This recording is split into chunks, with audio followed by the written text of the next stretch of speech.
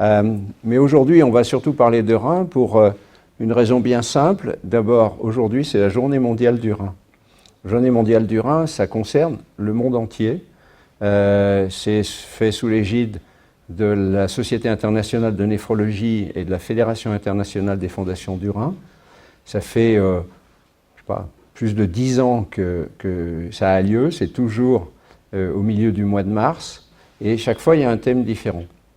Et le thème de cette année, c'est la santé rénale pour tous et partout.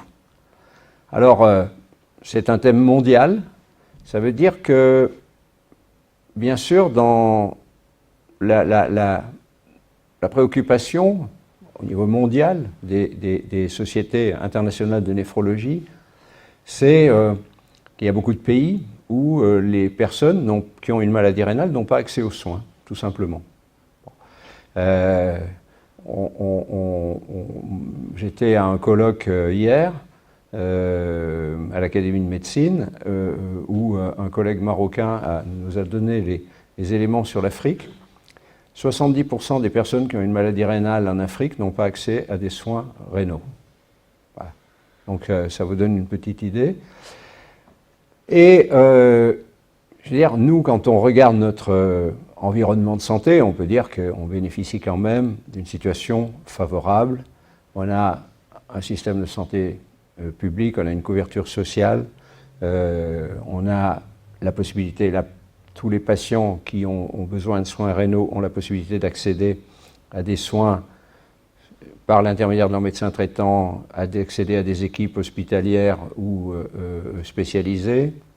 Donc, l'accès aux soins existe. Pour autant, comme on le verra, il y a un certain nombre de personnes qui, pour des raisons géographiques ou pour des raisons d'information aussi, parce qu'elles ne sont pas averties des conséquences possibles de la maladie rénale ou des moyens de la dépister, ne vont pas demander à accéder aux soins, alors que les soins existent.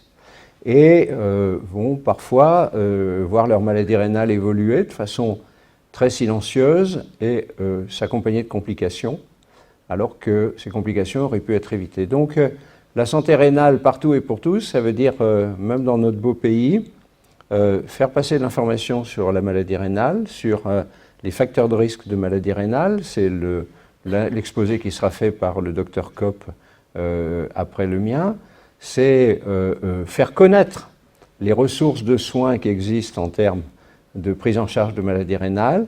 Et puis, c'est aussi impliquer les patients, comme vous, dans la prise en charge de la maladie rénale, parce que le patient est un acteur important de la prise en charge de sa maladie chronique, parce qu'il connaît ses besoins, et on va en parler un petit peu.